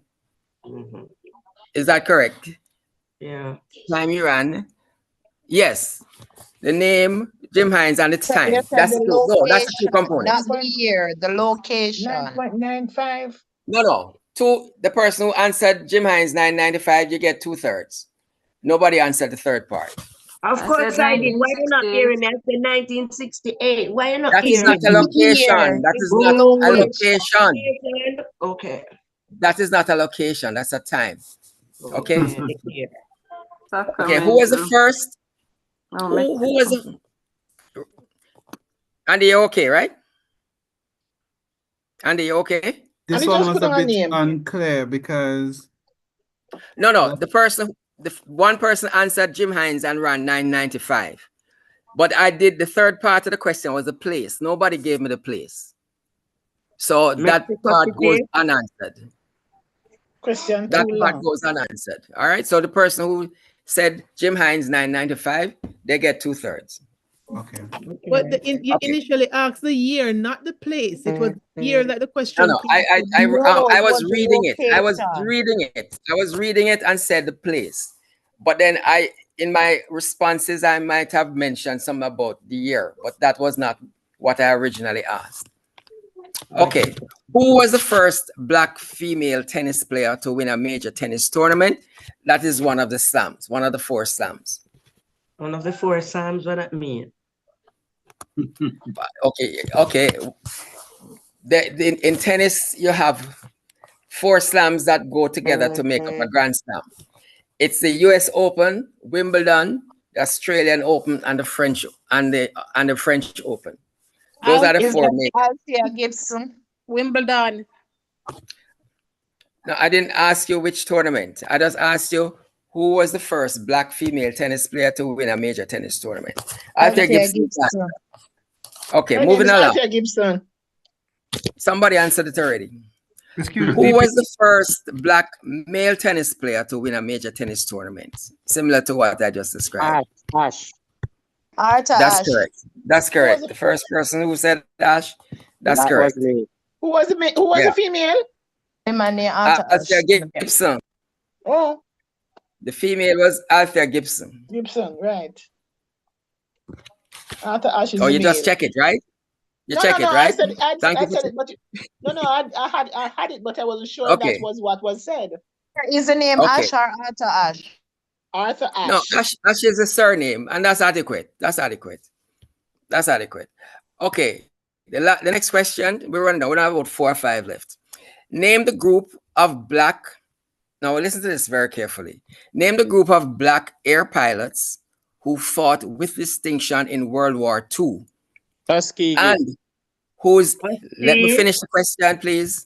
And whose history has just been banned from the US Air Force curriculum, and their pictures have been removed under the instructions of the current President of the United States. Tell me that. What is the Tuskegee Airmen? Tuskegee, All right. Top Gun. In fairness, hello. In fairness, the person who answered Tuskegee, I'll give it to him. He jumped the gun a little bit, but he was correct. The Tuskegee Airmen. Yeah. Okay. And I read out the rest of it. What was prompted this president to remove them? He's removing anything that is black, that is great, and let the white stay great. He doesn't. That answers the question. Thank you for that. I just learned that today. Actually, I just learned that today. I mean, the part about the president. No. Yeah. Okay. Where were the Tuskegee Airmen trained?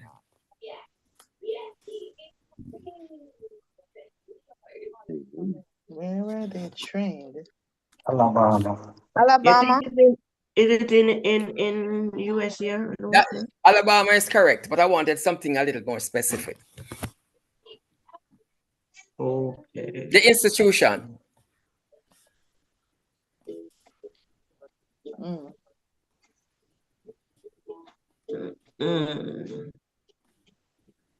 Use your brain. Use your brain. Not so hard.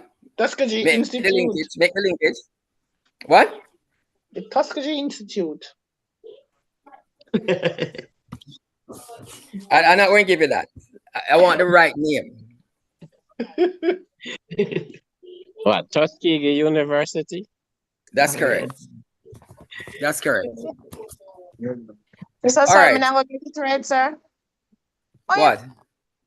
The question, I mean, answer it. The only thing you do, I give something. No. You said. No, I You was the said. first What to did you say say? Tuskegee University. Tuskegee Group. It's not an institute. Right. It's a university. Okay. Next It's a question. university. No, it was an institute then, in 1941. That is not my information.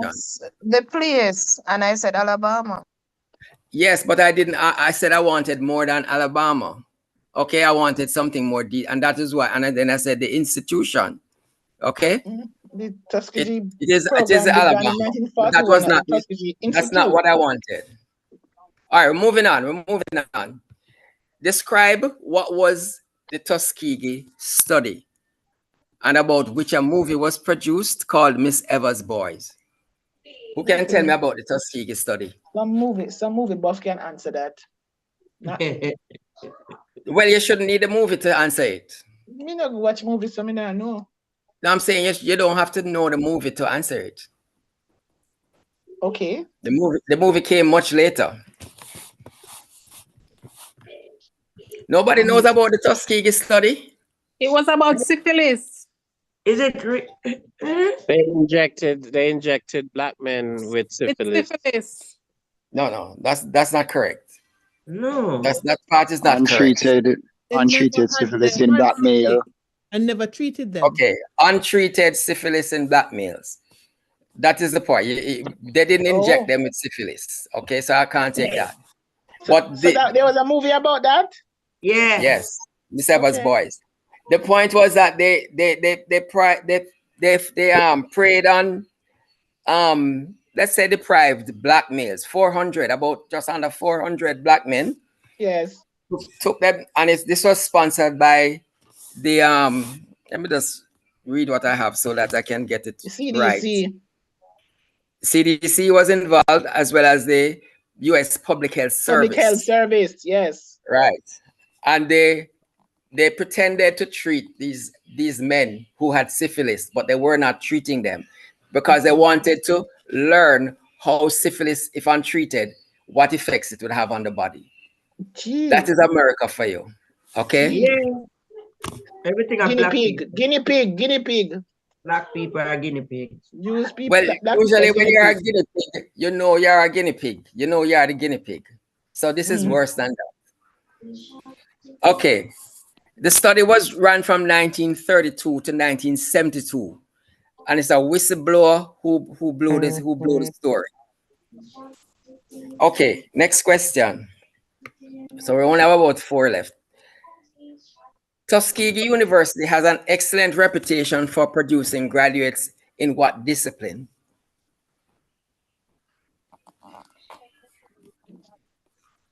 It's the same thing. That kill me. The same thing. Guinea pig. Agriculture, sir. I'm not looking for agriculture. They might have that on their curriculum, but that's not what I'm looking for. They have the record. They produce most. All right, go on. Tell me that's the discipline. What is it? Medicine. No, it's not medicine. Engineering. Okay, I'll give you that. It's aerospace engineering, but then also other disciplines in engineering. So I'll give you that. This is 43, and we have 45, just 3 more to go. Who founded the Tuskegee University in 1881 and served as its principal until he died in 1915?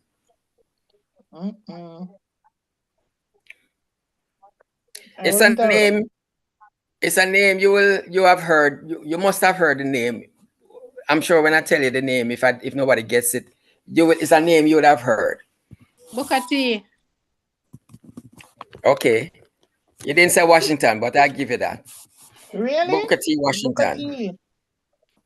Booker T. Washington. Booker T was a pop group, you know. He was a legislator. That's 110 years ago. That. Was he a legislator? No, he was not a legislator. He was an educator. Okay. He was an educator. Can anyone? Now, this one is gonna be difficult. I just put it in because it gives me the opportunity to name somebody if you didn't get it. So, can anyone name even one graduate of Tuskegee University? The Commodores. That's not. No, I'm not thinking of them. They could have gone there. I think they were from Alabama, but I'm not thinking about them. I have two names that I made a note of. There are more, but these are two names that I knew about. Yeah, so I want you to see who. These are people of distinction. People of distinction. Lionel Richie. No, I don't know if Lionel Richie went there, but he's not what I'm looking for. I'm not looking for a pop star. Ralph Ellison. I don't know who that is. I didn't see his name. George Washington. Who are you the same person who said Booker T? No, sir. George Washington. Okay. That's not his name. That's not his complete name. You can't give me that.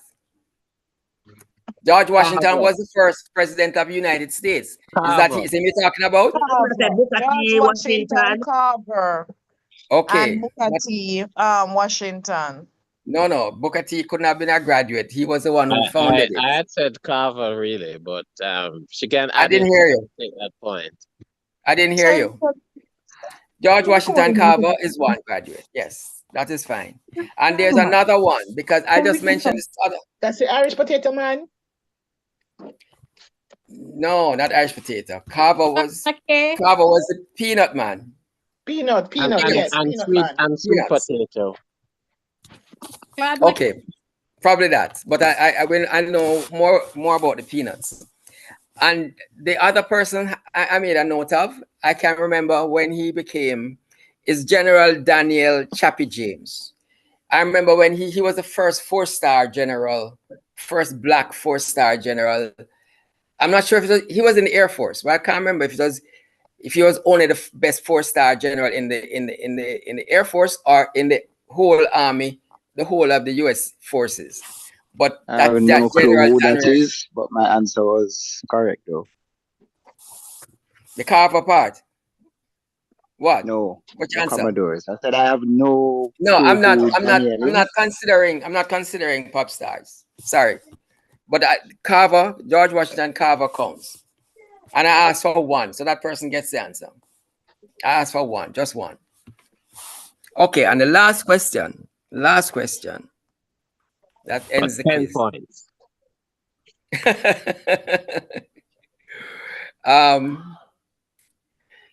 Okay, in what year did Marcus Garvey form the UNIA?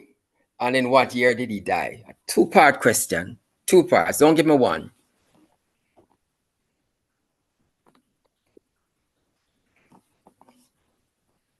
Repeat.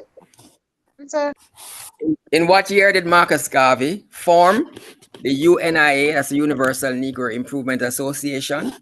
And in what year did he die?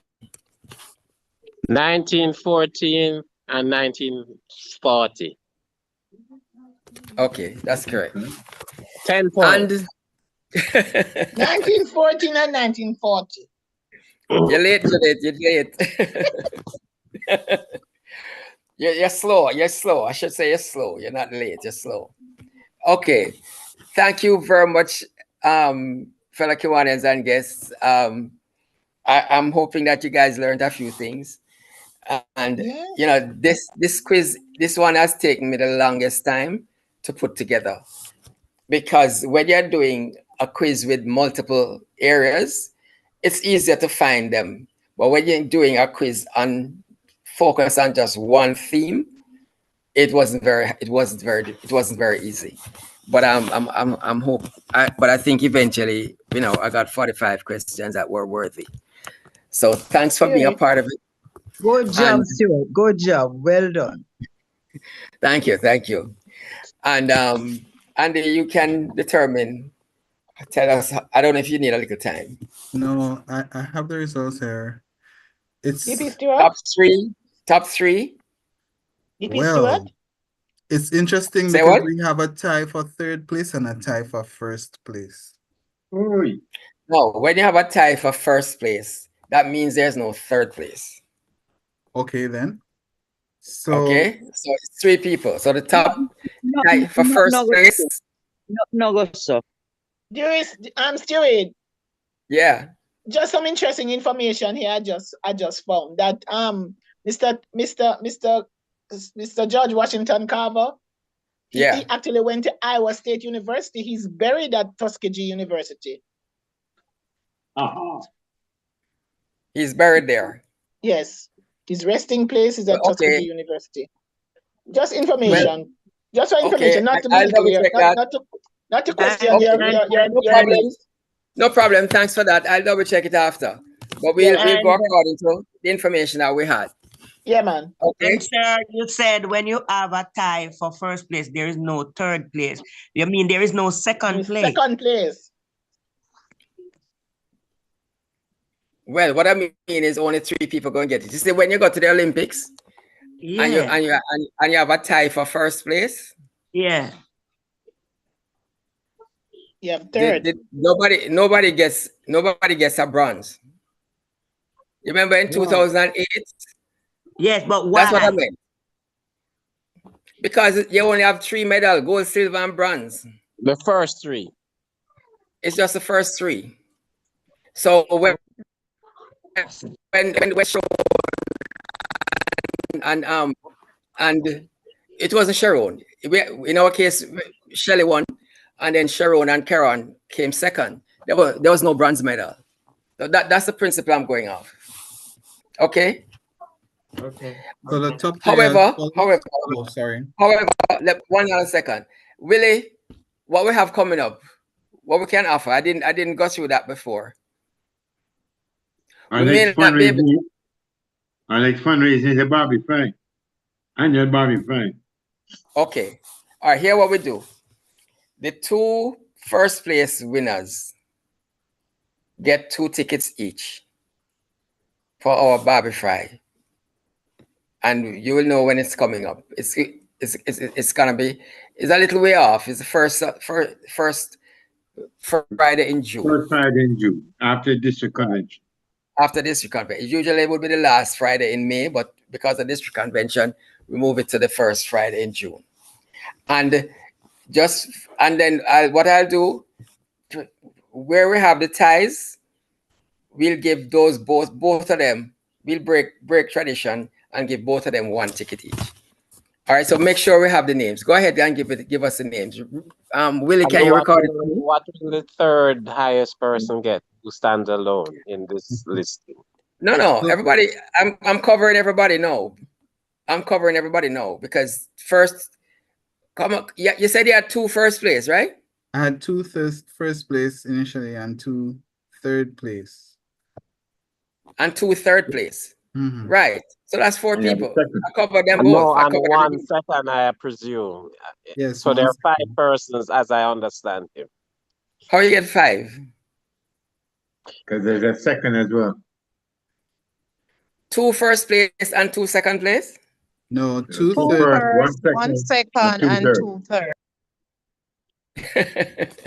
Yeah. Can we afford that? Can we go up? Can we go another one, Billy? Well, I think we should just stop at. I think we should stop at 4. We're budgeted at 3, right? And we're going to, and we have 2 first places. So we give it 2 first places, and it's 2 second. 1 second. 1 second. 1 second. Which would be the top 3. Oh, so we have 2 thirds. Yeah. Go all five. Go all five, please. All five. Okay. I get you. I didn't realize it. That's how it was. Everybody, all the others under the first get one ticket each. But please, go ahead and announce the names first. So, Andy. All right. So in third place, we have Judith Montague and Glenmar Johnson with 4. In second place, we have You said me? Yes. Second place is Althea Richards with 5. And in first place, we have Mark Anderson and Eunice Hanshaw with 9 each. Sorry, and so what you get 9 each. Third place people answer the most questions. I first will win something. Thank you, guys. That's a bonus. Now remember the first. Go on, you Kingston. Please Coordinate. Coastal. Go on, you Kingston. Coordinate with DLG Willie. Everybody can know how to reach DLG Willie. First Friday in June is when our Barbie Fry is. That's our next fundraiser. You can send mine to my president, Tony and Alexander. Come again? You can send mine to my president, Tony and Alexander from Trelawney. Yeah, well, tickets not done yet. Tickets not even done yet, right? So we don't reach that yet. Go, Althea. Well, we have your names. All right. Who tied for first? Mark Anderson from North Indiana. Who else? Eunice Hanshaw with an E. That E-U-N-I. Trelawney, the two. Eunice is not. Eunice what's the last name? What's the last name? Trelawney. It's Eunice, not Nicey. Eunice. Yeah, Eunice from Trelawney. Which club are you in? You're in Trelawney? What's the name of the club? Coastal Trelawney. Coastal Trelawney. All right. Yes. Okay. Thank you. Yeah. Okay. Keep that information for me here, Andy. Keep that information for me. I'm not writing it down now. Okay, Andy, do you need my information? No, Judith. We have your. Judith, I'll be there with you, Judith. Judith, I'll be there with you. Okay, guys, we have to give it back to President Stephen. We already run over time. Regardless, okay. Judith. Okay, back to you, President Stephen. Sorry it took so long. Yeah, thank you, DP Stu, and thank you to all the participants. Congratulations. We're running a little bit late, so I'm just going to do 2 items before we wind up. We have a number of other clubs who are here. I know that next week is Valentine's Day, and some of the clubs are having Valentine's Day activities. So we'd like to give everyone an opportunity, or fellow Kiwanians, to announce their events at this time. PVP Mark. This Friday is Valentine's Day, not next week. This Friday. This week. Mind your missus and get in trouble. Right, yes. I was just testing you, and I'm glad that quite a few realized. That means you have certain expectations. So, yeah, so it's open. Any club would like to make any announcements at this time? Coastal Trelawney, your meeting on Thursday. Yes. Yes, it was sent. Thank you. Thank you, DLG Willie. He mentioned it a while ago. We have our meeting on Thursday. We have our LG's official visit. It will be online and it starts at 7 p.m. The meeting invite was sent in Q1 Division 23 group. Okay. All right. Thank you, President Tonian. Thank you. Most welcome. Any other clubs having anything to announce? President, thank you. New Kingston is having their Valentine meeting tomorrow, and you're all invited. Overdue, overdue. Because I'm not seeing you. And I'm not saying anything, but I'm not seeing anybody. I invited you to the last meeting. You didn't come either. Movie night. No, it's not movie night. It's Valentine meeting. Last week. So wear your red shirt. I'm going to wear green. I don't want any green shirt there. I want red shirt. Red. All right. Take Rana with you. What time is 6:30 or 6 o'clock? 6:30? Our meeting starts at 6 o'clock, Stewart. Okay. 6 p.m., not 6 for 6:05. 6 p.m. Be on Okay, time. thank you.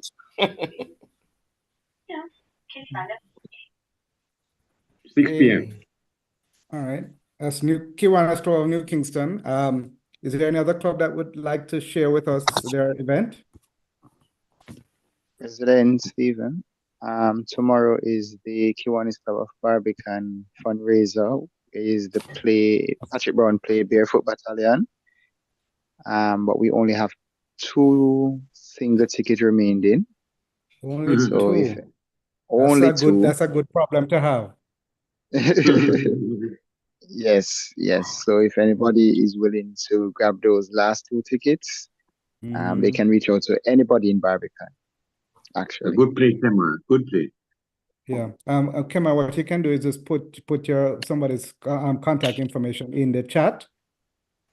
I will put mine. There are some non-Kiwanians here who might want to go and they don't know how to reach out. So just put your contact information in the chat, and please go out and support Kiwanis Club of Barbican. They have their Barefoot Battalion play tomorrow evening. Something to do, and support Kiwanis at the same time. Any other Kiwanian club who has a event they'd like to announce at this time? Yes, Going once? yes, No, please. hi. Go Good ahead, night. President. Good night. Friends Across Borders will having their meeting on the 18th at 6 p.m. It's a hybrid affair. We'll be selling the Black History Month. Looking forward to see everyone there. Okay. The meeting information again, please. Went kind of fast. We'll be selling at 6 p.m. the 18th of February. Right. It's a hybrid affair, and we'll be celebrating Black History Month. Okay. As we did this evening also. So I hope you enjoyed the Yes. meeting this evening. I did. It was a learning experience for me. Okay, very good. Okay. And DP Clemar has put his contact information for Barefoot Battalion in the chat, so you can contact him there. Thank you, President Thelma. President Stephen. Yes, go ahead, Josephine. Somebody called. Judith, DP Judith. Oh, DP Judith. Go ahead. Yes, Judith. Good. Thank you very much. So the Kiwanis Division 23 East Scholarship and Grants Committee. This Sunday we are hosting the Lucky Money, which is an Oliver Samuels play at the Little Theatre, and we have a few tickets left in hand. 3,500. But if you want to get a good laugh, you just need to see Oliver step out on the stage. So, inviting you all to come and grab up these few tickets that I have left, so that we can all have a good Sunday evening. It's this Sunday, February 16 at 8 p.m. The ticket cost $3,500. See you then. Thank you. See you then, DP Judith. Thank you. It's a date. Yes, sir. I have tickets. Just give me a call. All right, thank you. Most welcome. Final call for announcements. Oh, yes. Thank you so President much for this opportunity. Good evening, President. So the Kiwanis Club of 23 Central Surrey Online has our monthly meeting next Monday, the 17th of February at 7 p.m. Our topic will be non-communicable diseases and their side effects and their effects, sorry. Okay. Please do come out. We're having Dr. Phillips Kelly address us. So please do come out and learn something from us. Yes. Looking forward About to health and well-being. Yes. Yes. Okay. Thank you. You're most welcome, President Eurydice. Any other clubs having announcements at this time? Hold on. Going once? Going twice? If not, thank you very much, fellow Kiwanians, for your attendance this evening. Wishing you all the best for Valentine's Day. Wishing you all the best for the rest of the week.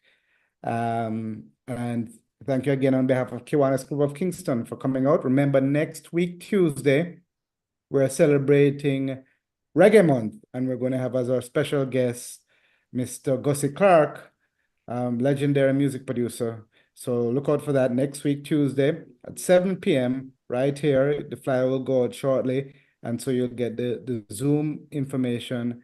And we hope to see you there. And thank you again for attending. And it's my duty as my final, looking for my glass, to, here it is, one moment. Raise a toast to Kiwanis International and Jamaica Land We Love. Cheers. Thank you, everybody, and good night. Safe journey home. And for those who are at home, safe